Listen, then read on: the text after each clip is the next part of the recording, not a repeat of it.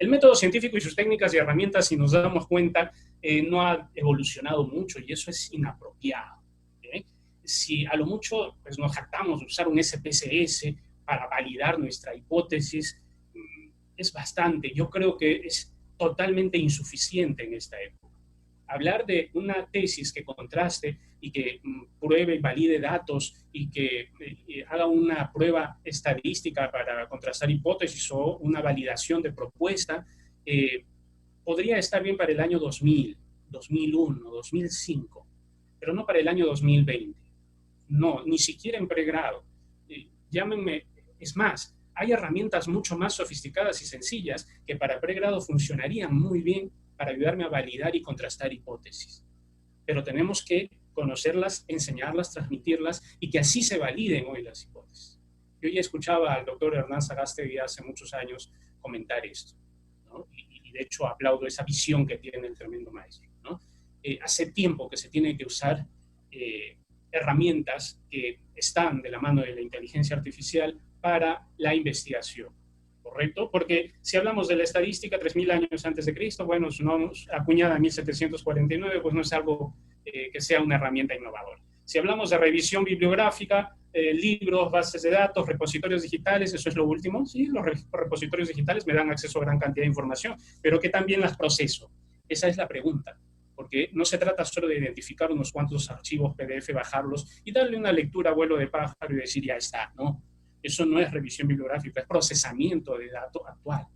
Y dato actual masivo. Hay gran cantidad de datos. Encuestas en papel o en formulario. Bueno, eso es lo máximo a lo que llegamos con tecnología. Insuficiente, ¿no es cierto? ¿Y qué de la experimentación?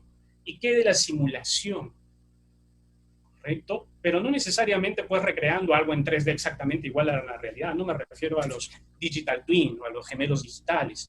No, me refiero a simular las variables de los escenarios y generar proyecciones. ¿Correcto? Y generar estas variables de escenarios, pero apoyándome en modelos generados por algoritmos. Esto es muy sencillo. Estamos utilizando las herramientas que la tecnología nos ofrece para potenciar el proceso de la investigación. No lo creo. He visto muy pocas investigaciones o tesis, al menos en el Perú, incluso de nivel doctoral, que usen estas herramientas. Y deberían, porque es muy sencillo, tan práctico y disponible y poco costoso, sino cero costos si es que uso en su capa gratuita y que podría ayudarme tremendamente para mi investigación pregrado, posgrado, doctoral. Veamos. Disculpen que acá la pantalla del chat me está... Ahí está. Veamos. Les decía, las herramientas estadísticas de hecho son útiles y son la esencia de todo y forman parte de lo que también son los modelos dentro, los estimadores dentro de los algoritmos en inteligencia artificial.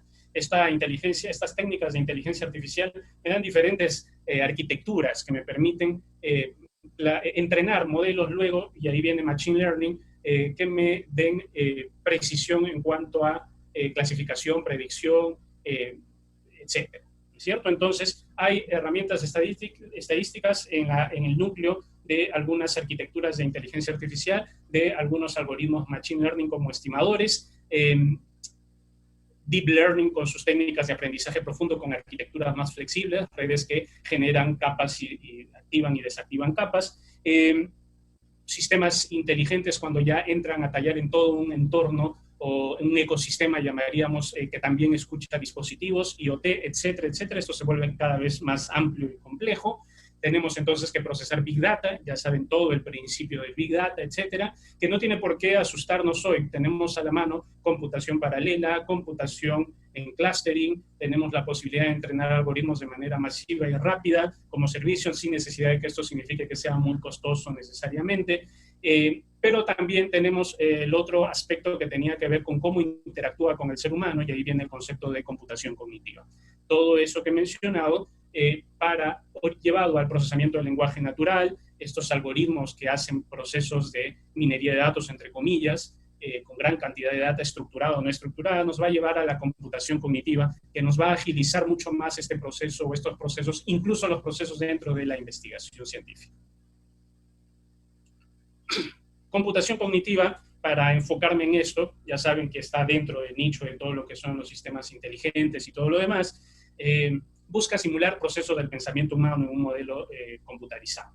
Para esto se basa mucho en el procesamiento del lenguaje natural, en NPL siempre, reconocimiento de patrones, insights, ya les decía, gracias a que hay detrás algoritmos generando modelos de data estructurada, semiestructurada y no estructurada. El principio de minería de datos, encontrar estos patrones y hacer este preprocesamiento y procesamiento, se da algoritmos de autoaprendizaje. En todo esto es computación cognitiva. IBM es una de las organizaciones que desde el 2017 empieza a lanzar esto de manera mucho más fuerte a nivel global, tanto que desactiva muchos de sus servicios para luego activarlos con un perfil de computación cognitiva muy interesante. Bien, uno de ellos es IBM Cognos Analytics, que antes se llamaba IBM Cognos y que pues era el abanderado mucho antes de que surgiera Power BI y otras herramientas para hacer análisis de datos o analítica de datos, y que ahora es IBM Cognos Analytics y que resurge con la característica de la computación cognitiva detrás. Vamos a ver Watson Discovery, Recognition, Assistant y algunas características de Watson Studio, más como el que se encarga de orquestar diferentes servicios. Primero, Watson Discovery. ¿Bien?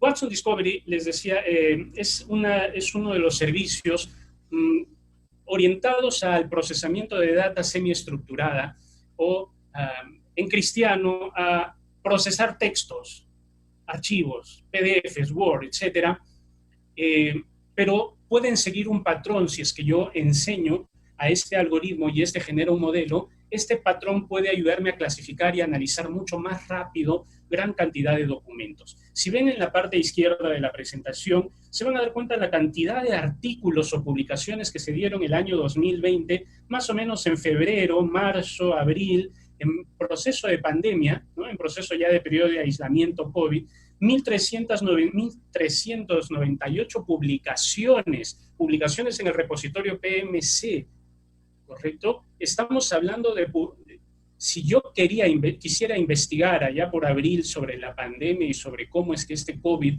nos está afectando, etcétera, tenía que revisar al menos 1.398 publicaciones si quisiera tener un conocimiento decente, y estoy hablando de publicaciones científicas en el momento. Si quisiera hacer investigación, si quisiera apoyar a laboratorios de investigación para las vacunas y todo eso, no podría estar tanteando con mis 45 artículos, ¿no? Mis 40, mis 30 papers, mis 50 papers, no. 1.398 mínimo y en ese momento. Entonces, ¿cómo lo puedo hacer? Sentarme a leer 1.348 artículos, ¿lo puedo hacer? ¿Hay manera en que me puede ayudar la tecnología para procesar y preprocesar esto para luego leer ya lo relevante? Y que sin por eso tampoco sea poco, ¿eh? Hay bastante que leer ya, pero muy procesado, muy preprocesado. Bien, entonces, ¿qué es lo que hace?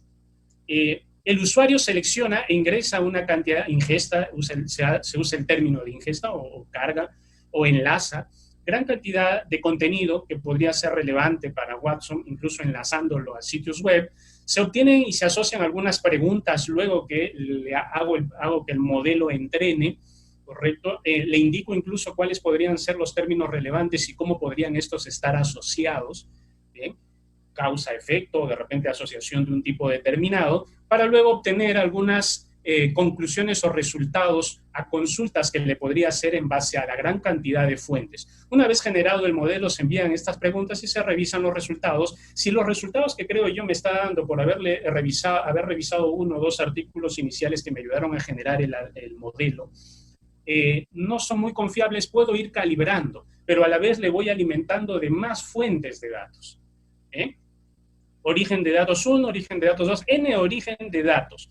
En base a procesamiento del lenguaje natural, puedo entonces identificar las características, patrones de la relación de términos, siempre en un idioma determinado, todo en inglés, o todo en español, o todo en el idioma que yo quiero, y voy encontrando voy ayudándole a identificar ese patrón de relaciones. De hecho, tiene una serie de servicios complementarios que me van a ayudar a que yo entrene el algoritmo, y también hay servicios que ya reconocen de por sí muchos términos de algunos sectores determinados, sector financiero, sector salud, etcétera, etcétera, etcétera, ¿no? Entonces, se aplica mucho esta tecnología por ejemplo, en los sistemas contables, en los sistemas de gestión documental, ¿bien? Y por qué no aplicarlos en la revisión bibliográfica para nuestra investigación, en la identificación causa-efecto para nuestra investigación, en base a lo que opinan los expertos, de los cuales he descargado y he alimentado a mi algoritmo Watson Discovery a través de Watson Knowledge Studio, por ejemplo, que es un servicio que primero se usa antes de lanzar a Watson Discovery.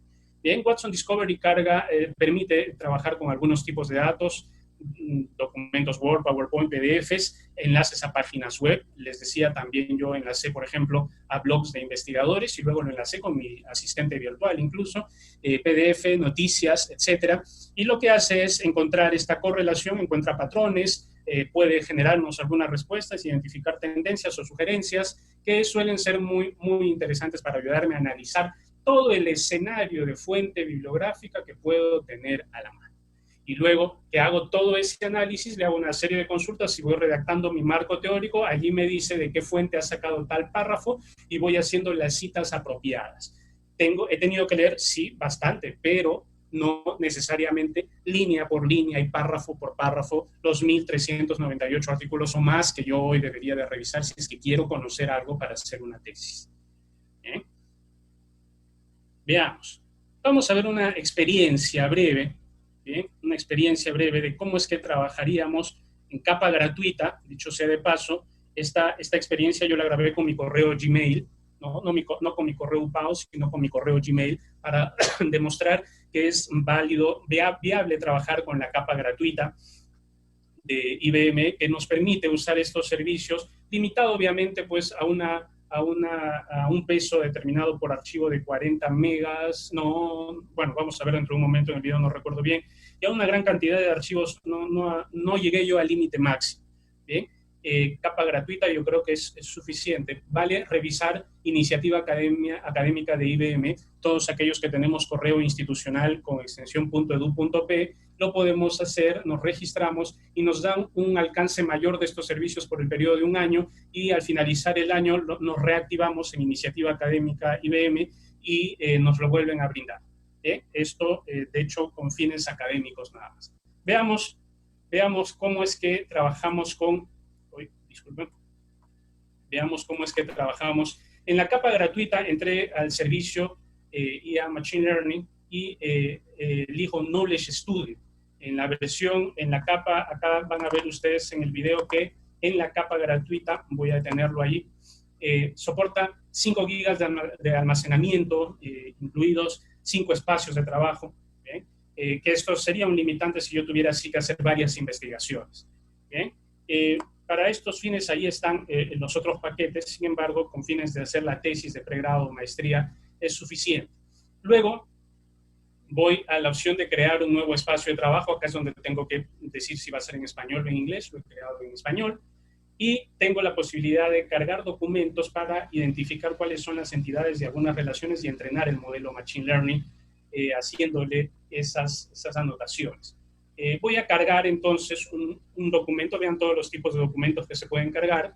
Cargamos un documento, por ejemplo, un documento en Word y voy a identificar el nombre de una persona o términos que estoy usando, por ejemplo, computación cognitiva, comercio electrónico, que es donde se aplica bastante, persona, y empiezo a encontrar las relaciones. Cargo primero las entidades, porque quiero que se fije el algoritmo, genere un modelo que se fije en estas entidades. Ahí le he puesto varias entidades, que son los argot o los términos que están en este documento. ¿Bien? Depende de cada investigación qué términos podría cargar. Y luego me voy a hacer algunas anotaciones también en el documento para enseñarle a que identifique dónde aparecen. Y digo, esto es una persona, esto es tecnología, esto es algún servicio, esto es software, etcétera, etcétera. Luego también las relaciones. No olviden que tiene detrás procesamiento del lenguaje natural, entonces es bueno, en nuestro español, encontrar estas relaciones con un software tiene tal característica, las personas usan tales servicios, etc. Luego puedo también hacer algún tipo de test o pruebas, ¿bien? Y voy marcando para ver qué tan bien puede ir reconociendo estos elementos y además le voy agregando, si es que no reconoce bien algo, para que vaya aprendiendo. ¿Bien? Estoy haciendo un testeo y una especie de entrenamiento. ¿Bien? al modelo o a la inteligencia artificial con Knowledge Studio. Esto no es Watson Discovery, esto es Knowledge Studio previamente, ¿correcto? Luego puedo ir también a anotaciones y reforzar todo esto y hacer ya que entrene con todo lo que he hecho, ya quiero que entrene y que me genere el modelo. Hecho eso, voy a activar el servicio Discovery. El servicio se puede activar y genera una API que puede ser explotada desde cualquier entorno notebook Jupyter, con Python, etcétera. Estoy creando un modelo llamado computación cognitiva. Le voy a subir el archivo Word que hace rato ya lo usé en Knowledge Studio para que sepa reconocer estas características. De por sí ya lo carga y reconoce estas características. Knowledge Studio ya está enlazado con Watson Discovery y entonces yo puedo hacerle preguntas. Y acá hasta me saca un resumen de todo lo que está en el documento. Puedo hacerle una serie de preguntas, ¿correcto? Algunas que no puede responder porque el documento es muy pequeño, sencillamente no las hace. Más aún puedo indicarle qué es cuerpo, qué es encabezado, qué es título, qué es pie de página, qué es tabla, qué es gráfico, para que sepa distinguir la metadata del documento, que también puede ser útil para el procesamiento de este documento. ¿Correcto? Bien, luego puedo cargarle, vean que hasta acá solo he trabajado con Knowledge Studio y Watson Discovery con un solo documento. Puedo cargarle muchos documentos más y enlazarle también muchos más servicios que yo no he entrenado, pero que ya IBM nos tiene públicos y entrenados, como por ejemplo extraer sentimientos, un análisis de sentimientos, análisis de algún tipo de sector determinado, ¿correcto? Algún tipo de categorización y puede darme respuestas mucho más rápidas y procesadas provenientes de varios orígenes de datos, que esto es lo importante. Así es como hoy debemos de procesar la información bibliográfica actual. Tengo ya a la mano gran cantidad de información, la preproceso, la cargo, le hago una serie de consultas y empiezo a analizar, no un solo libro, sino o un solo artículo o una sola tesis, sino cientos o miles de artículos y tesis que pueda alimentar con Watson Discovery y entrenar previamente con 1 o 2 artículos relevantes desde Watson Knowledge Studio.